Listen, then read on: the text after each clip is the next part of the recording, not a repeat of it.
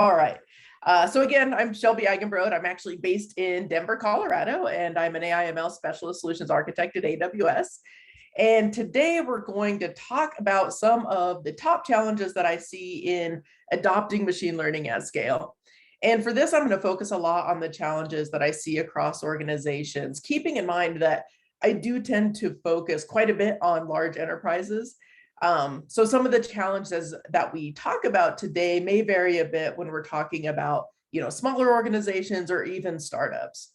So in this session, I'm going to cover not only the top challenges, but we're going to talk about some of the considerations of adopting machine learning at scale and what are those considerations when we look at approaching the challenges. Oh, clicker. So let's get started with what we mean about adopting machine learning at scale. So essentially, we're looking at how do we go from operating one or maybe a handful of models in production to operating multiple models in production. So in this case, we're talking about operating tens, thousands of models in production. And typically, we're doing this while serving a larger user base. So this may include millions, tens of millions of users. So operating at scale, as you can imagine, or maybe as you run into in your day-to-day life, has several challenges that also require some additional considerations that we're going to cover here today. So when we look at some of the top challenges in scaling machine learning workloads, those challenges often fall into one of these three buckets that you kind of see here. And those are typically challenges that are related to either people, process, or technology, or all, right? So sometimes these overlap. So as an example, a challenge in the area of process may actually cause a challenge related to technology as well. So just keep in mind that the challenges within each of these areas aren't necessarily mutually exclusive from each other. And we'll talk through a lot of those today as well. So given these three buckets of challenges, let's go ahead and look at each of these areas in a bit more detail. And we're going to start with people. I know, a lot of us are in technology and the natural tendency is to really want to go towards technology first. But the people and process are equally, if not more important, right? So we're going to start with people and then go into process.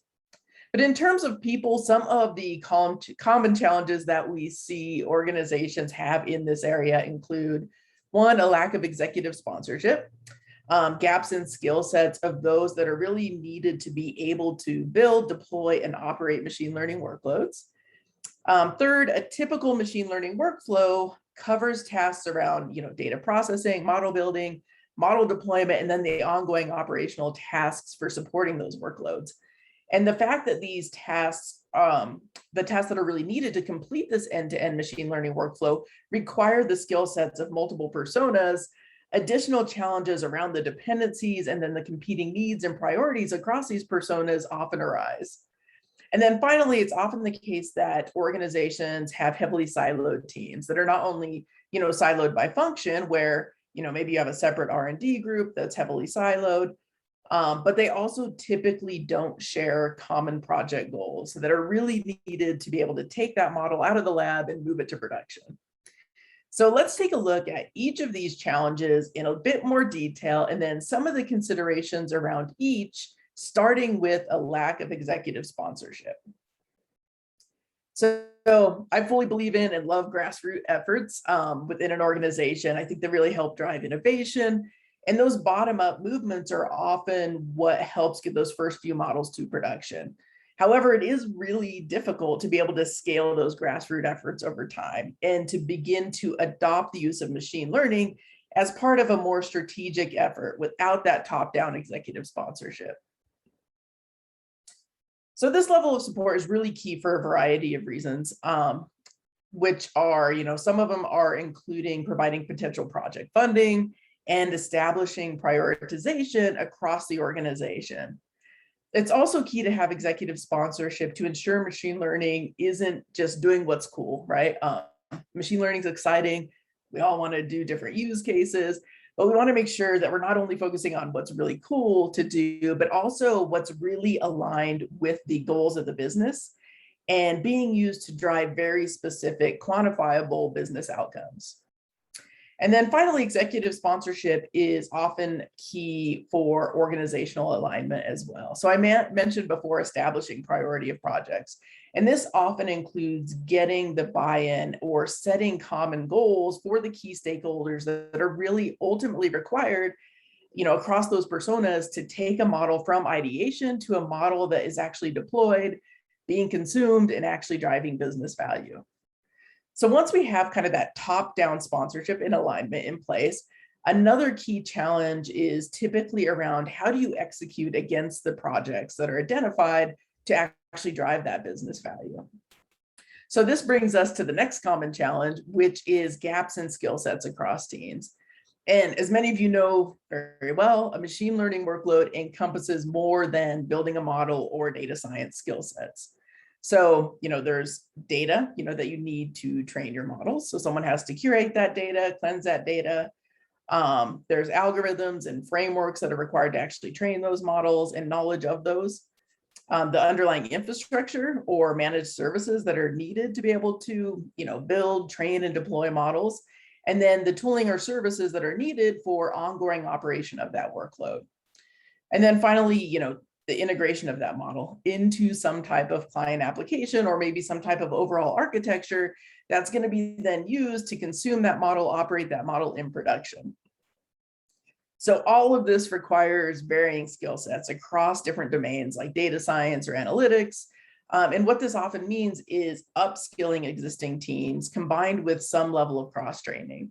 And the cross-training isn't intended to, have everyone become an expert in everything, but really to give that high-level knowledge to the personas that are involved in that end-to-end machine learning workflow, the knowledge they need so that they're aware of the technical considerations they need to be aware of as they build and deploy those models. So as an example, I meet with, a lot of different personas across teams and organizations. So I'll meet with data scientists and we'll go over high-level concepts such as, microservices or model deployment considerations or monitoring models over time in production. And then on the other side of that, I'll meet with like DevOps personas or MLOps personas, and we'll talk about things like the basics of machine learning, right? To be able to help in building out those machine learning pipelines. So the intent here isn't, like I said, to turn a DevOps person into a data scientist or vice versa, but really just to provide enough information so that each persona can consider that path to production early on in the ML project. And there's often a need to ensure technology specific skills as well. So I'm not focusing a lot on AWS technology specifically in this session. However, as you can imagine, I am partial to AWS. So including some resources here that are either free or paid training that are really good for upskilling your teams. And also many of the concepts, across these courses apply regardless of the implementation or the technology or tooling choice that you choose. That to use for your use case. So they're just really good use cases. Like Machine Learning University is very much focused on, it's free online training, very much focused on data science, right? And applying ML to different use cases. So not necessarily technology specific, but then there's also a lot of, very technology specific training available through like AWS training and certification or, Cloud Guru, one of the many training platforms. So inside skill sets, I talked a bit about the different personas and then that span of skill sets that's really needed to bring that model to production and complete that end-to-end machine learning workflow. And this kind of brings us to our next common challenge, which is the fact that multiple personas are indeed needed to deploy or to build and deploy a model. And these personas don't necessarily represent individual people. So that's important to keep in mind, right? They don't necessarily represent people, but more the roles and responsibilities across the machine learning lifecycle. So, it's entirely possible that in your organization, there's one or two people that fulfill, multiple roles if you look at this kind of just typical machine learning workflow. But it tends to become more of a challenge in another common scenario that we see where there's multiple people or multiple teams that fulfill the responsibilities across these personas, from your business stakeholders, your data engineers, data scientists, ML engineers, DevOps or platform engineers, as well as software engineers, right, that are incorporating these machine learning models into existing applications that you have. And it can often be the case that, these personas exist as part of a heavily siloed organization. So there's not a lot of collaboration necessarily between the personas that are ultimately needed to get a model to production. So in this case, the dependencies that exist across a typical machine learning workflow become a bit of a challenge, especially when each of those personas may have different and competing needs and priorities. So as an example, if you're dependent on a DevOps or a platform engineer to deploy your model to production, but maybe that particular person is overloaded, right? Because they're supporting other teams, they have other workloads that they're supporting. You can very easily and very quickly have a bottleneck to deploying your models to production. So to help address this challenge, you should really consider establishing those cross-functional project teams as a way to ensure that all of those key personas that you really need are aligned throughout the project, and that each persona shares the goals that align with providing a path to production for your model or your machine learning use case. And then in addition to those cross-functional teams, you want to ensure that you're able to automate as many of the tasks as possible, including the handoffs between personas. So as an example, if a data scientist is dependent on curated data sets, and the current process includes having that data scientist open a ticket or maybe ping or contact the data engineer every time new data is needed, then there's likely going to be a delay in that handoff each time. So you want to look at ways to scale the handoffs through patterns that automate things like data governance and data access or model deployment. So we just covered some of the challenges and considerations in the area of people, which is a big one. But now we're going to switch gears a little bit and cover some of the scaling challenges that are really specific to process. And some of those scaling challenges that we often see are in the areas of, one, not having a defined ML strategy, not having a defined data strategy, or struggles with the ability to enable innovation for model builders while still balancing those traditional needs of IT, such as security, deploying reliable workloads, or even ensuring a cost-optimized solution. And then finally, challenges on how to better streamline or manage the multiple handoffs between personas that are pretty typical as part of a standard machine learning workflow. So again, let's take a deeper look at each of these in more detail and talk about some of the considerations on each, starting with having a clear, defined ML strategy. And a machine learning strategy typically includes multiple dimensions. So we're not covering all of those necessarily today, but one of those dimensions should include your process for choosing and prioritizing the right projects. And this can be difficult for a number of reasons, and I'm sure you all have kind of run into this as well, but AI and ML, they really provide exciting ways to address business problems and provide insights, that weren't previously available. And sometimes that excitement of, how can we use machine learning? How can we start to adopt and incorporate machine learning around everything ML can really gets in the way, right, of being able to choose the right projects. So looking at what is technically feasible, what is going to be likely to provide that expected return on investment. Can that business value be proven quickly? And most importantly, are we driving measurable business outcomes through the use of machine learning? And there's a number of different methods for choosing the right projects, but one includes considering a project or a use case across the key areas of, first, data readiness. So does the data that you need to solve this particular business problem exist? Is it clean? What state is that data in? The business impact. So can we actually measure the expected impact to the business? And then ML applicability. And what this means is really, what is the chance of success based on state of the art and the team skills that we have? And not every problem is an ML problem. And this kind of brings us, to our final note here, where, as I mentioned, machine learning can be super exciting, and sometimes we get into these brainstorming sessions where we're talking about all of the, kind of the art of the possible. What are the possible things that could be done with machine learning? But we really need to sometimes take a step back and really look at what should be done versus what can be done. And ideally, it's those use cases or those projects that are relatively high across these three areas that we see here that we can focus on and prioritize. So we talked about data readiness as part of an ML strategy in determining the right projects to focus on. And this really brings us to the next common challenge where we're talking about scaling machine learning, and that is not having a defined data strategy. Because not having a defined data strategy can become a really key blocker in adopting machine learning at scale. Because as you know, having data is really key to being successful with machine learning workloads. And a data strategy, can be pretty involved and encompass a lot of different things. But these are just kind of some of the questions that your data strategy should answer.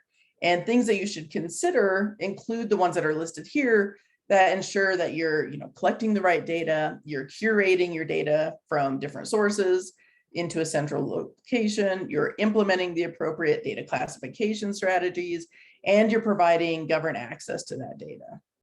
So establishing your data strategy is really a key first step when we start to talk about adopting machine learning at scale. Because you want to make sure that your data is accessible and you're breaking down those data silos or kind of data hugging as much as possible.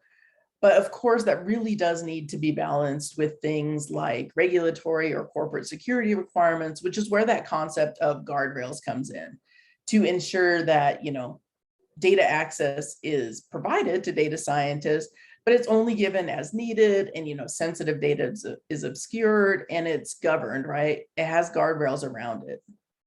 And this kind of leads us to our next challenge, which is the challenge of enabling innovation so that data scientists can build those models, have access to the data, have access to the resources that they need, whether that's, heavy compute for training or, additional storage for the data.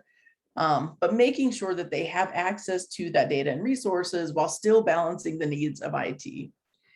And we talked about data strategy, that includes security and governance considerations, which is one key example, but it also includes other considerations such as, reliability. So how can you ensure that a trained model artifact is protected against modification or maybe inadvertent human deletion? We're all human, we make mistakes. So how do you protect those assets, right? And provide the traditional IT concepts of like reliability, availability to those machine learning workloads. And then, or maybe even how can you implement cost controls as well?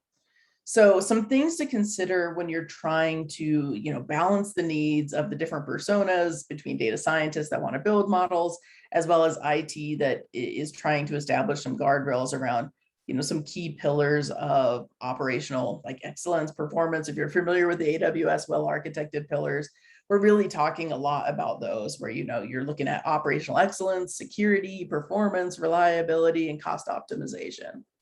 So some of those things that you need to consider are really make sure you're able to enable data scientists to innovate, but innovate in an environment that's controlled and has these guardrails in place. And then enforce not only traceability, but operational efficiencies by creating repeatability through automation and CI/CD machine learning pipelines. The next challenge here is a common one under people, and that's having multiple handoffs between personas and multiple manual handoffs, I should have said. And we talked before about the challenges of personas having competing priorities and needs, which delays that ability to quickly deploy new machine learning use cases at scale. However, another challenge is those manual handoffs that often happen between personas across that machine learning workflow, and that also impacts the ability to really quickly build and deploy new machine learning use cases. So it's often common to have siloed teams where, the output of one of the tasks across a typical machine learning workflow is not only manually created, but it's also manually handed off or kind of thrown over the wall here you see to the next persona or the next step in the machine learning workflow. So to avoid some of these manual handoffs, one key consideration is to automate the tasks within a step, but also the handoffs between personas. So, automating your data processing steps within our tasks within that data processing step, but also the handoff between, either a data engineer, data scientist, or even data scientists and ML engineers or deployment teams. Now, unfortunately, automation alone, right, can help with speed, but there's often the need for additional checks and quality gates that need to happen during these handoffs to be able to ensure, a minimum level of quality. So look for these opportunities to not only automate the handoffs, but also to automate the quality gates that are needed to provide assurance that not only is the output of the task ready and able to hand off to the next step in the process, but it meets a minimum requirement to proceed to the next step. So as an example here, before a data scientist is able to promote a candidate model for production deployment, a common quality gate that we see here is being able to automatically record model evaluation metrics. So how is that model performing? And those need to ultimately meet a minimum threshold before being able to move it on to the next step in the process, which would be model deployment. So we just covered some of the challenges and considerations in the area of process, but now we're going to switch over to some of the scaling challenges that are really specific to technology. And, like I said at the beginning, this is often the area that a lot of us tend to gravitate towards first. However, I'd argue that this is often kind of the easiest challenges to overcome is the technology. The people and process part is often a little bit more difficult to overcome. So some of the scaling challenges that we often see in the area of technology include, one, identifying the most appropriate service or tool or ML approach to use to solve a specific machine learning use case. Second, being able to provide a consistent and repeatable path to production for models. Third, how do you integrate your model development tooling choices with existing tooling or existing tooling that's being used by IT teams?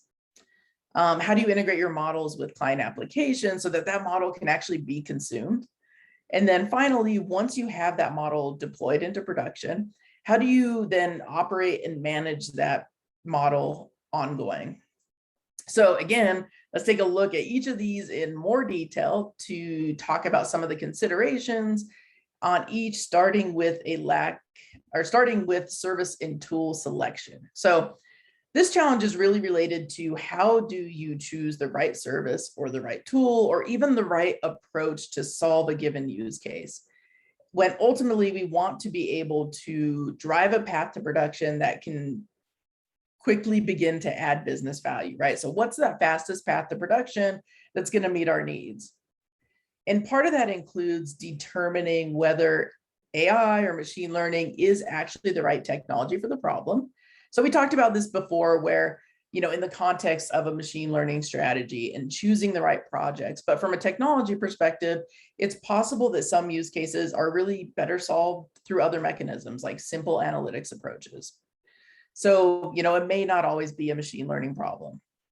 And then next, it's tempting to really kind of want to build those models from scratch, right? And dive in and build those custom models. But we also always typically recommend to use AI services or pre-trained models where you can to establish those quick wins within your team, because AI services are typically purpose-built and they allow you to interact, via simple API calls with the pre-trained model, or they allow you to build custom models using more auto ML or automated machine learning capabilities. So like in AWS land, we have, AI services like recognition for computer vision use cases or comprehend for natural language processing use cases.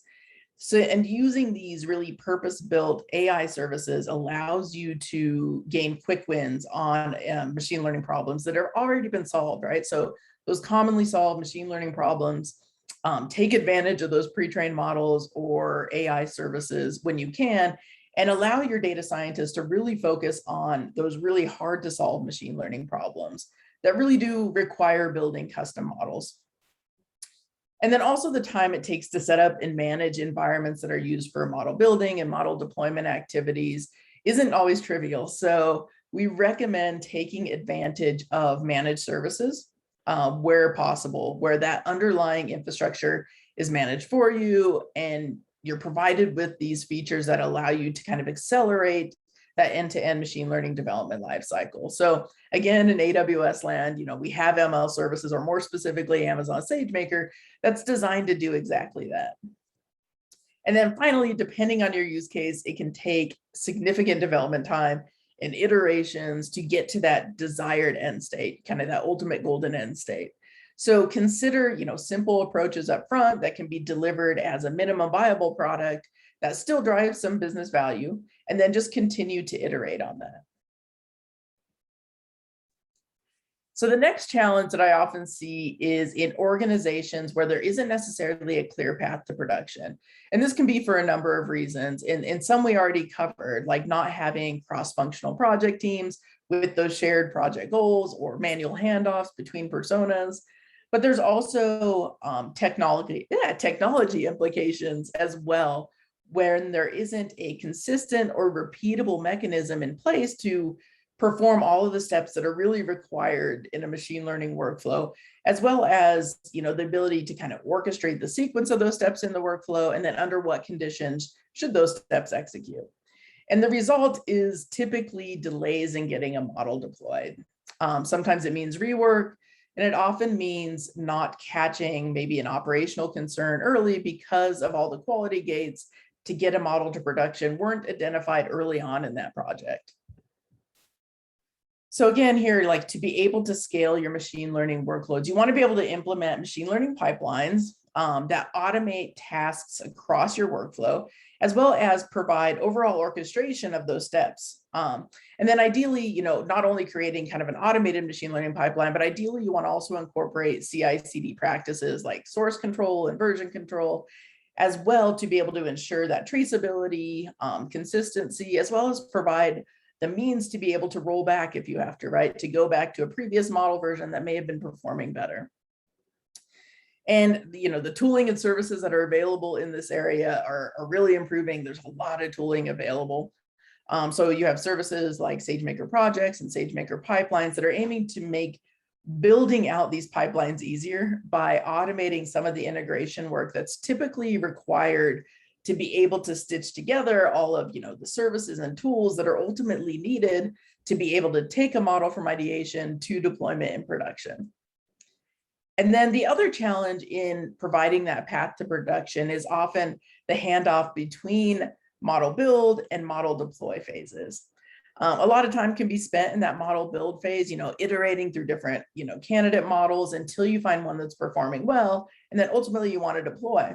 So sometimes bridging that gap is a little bit difficult. And one of the first questions I usually ask to organizations or teams that are looking to be able to scale is if they have a model registry in place today. And the reason a model registry becomes important is it contains key metadata about how a model was built, how it's performed, and then how it's deployed. And it can also serve as kind of a contract between the personas and phases, while also centralizing the management of your model versions as you begin to scale, models from a few models in production to be able to support hundreds or thousands of models in production. The next challenge I see is integrating your machine learning workflows with existing tooling. And this is common in organizations that have a standard set of IT services or tools that are used to deliver, like software or applications to production. So this can include things like CI/CD tooling, container scanning software, repository managers, monitoring, or even ticketing systems, just to kind of name a few. So you also have, your traditional IT tooling, but you also have typically an array of tools and services that can be used to build and deploy models. So applying traditional IT tooling and services used to deliver software to your machine learning models can be a challenge, right? Especially when there's a lot of variation across teams, because all that variation is more integrations that you kind of have to deal with. So sometimes what this means is you need to make the decision between complete freedom of choice within your team, or trying to standardize to some degree and simplify where it makes sense to allow you to move faster. The next challenge here is, how do you integrate models with client applications? Or, it's really answering the question is, how will your model be consumed? And this could mean, the prediction results are consumed ad hoc or maybe from a persistent data store for those batch use cases. Or it could also mean you're going to be consuming those prediction responses real time through a client application that's going to call that model for prediction. So understanding early on how your model is going to be consumed allows you to plan for integration with any client application that may be needed. And a typical recommendation that we see here is to plan to package your model for consumption as an API. So it almost becomes, its own microservice where some of that complexity in terms of like the data pre-processing, data post-processing that may be required to interact with your model can be abstracted from your consuming applications. And then there's also a lot of traditional IT considerations for model consumption as well. So, things like how is that client application going to authenticate, or how do you ensure your model is hosted for high availability? So for this, again, we go back to those cross-functional project teams and identifying those needs in the integration path early in the project. And the final challenge we'll cover under technology is around ongoing management and operations of a machine learning workload. And this is often a challenge because monitoring and managing machine learning models in a production environment is often new to the teams that have only, a few models in production or have never really had to consider, how do you monitor a model? So, identifying things like, how am I going to monitor that model performance? How am I going to deploy updated models? How am I going to manage model versions at scale? And all of this comes down to, a few considerations inside here, making sure that early on you are thinking about and talking about how you're going to monitor your model for things like concept drift or data drift.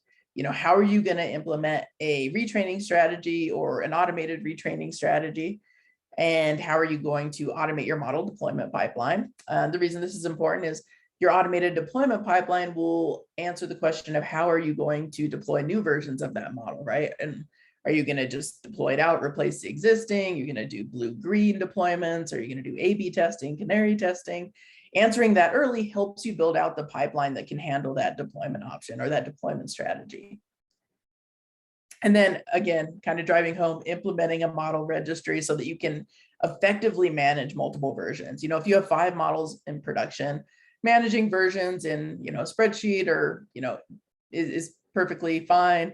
However, when you start to look at managing tens, hundreds, thousands of models, you really need an effective way to manage the multiple versions of models and how they're built, where they're deployed, how they performed. So we just went through some of the common challenges and considerations for scaling machine learning across the areas of people, process, and technology. And as I talked through it, you probably saw where there really is a need for all of these areas to be in sync and the challenges addressed in each area to really be able to scale the adoption of machine learning. So this is where MLOps comes in and really being able to provide the intersection between people, process, and technology that allows you to deliver faster, but also improve quality by adopting a lot of those DevOps practices for machine learning workloads. So MLOps really relies on some of those base practices of DevOps, but it also applies some considerations that are very unique to machine learning, but still focusing on that optimal intersection between people, process, and technology that allows you to scale. So I'll close out here, but I wanted to make sure I left time at the end for any questions as well. But this kind of wraps up the top challenges and considerations when you're actually kind of approaching and figuring out how to deal with those challenges that I often see when adopting machine learning at scale. So I hope this session was helpful. Really appreciate you taking the time out of your day, especially knowing there's such a global audience and it's different time zones for everybody. I included my information here, so anyone that wants to connect, I'm always happy to connect and hear from others that are either struggling with adopting machine learning at scale, or maybe you've been able to get past a lot of the challenges that we discussed today and have things to share. But either way, I look forward to connecting with each of you, and I'll go ahead and open it up for questions for anyone that has any.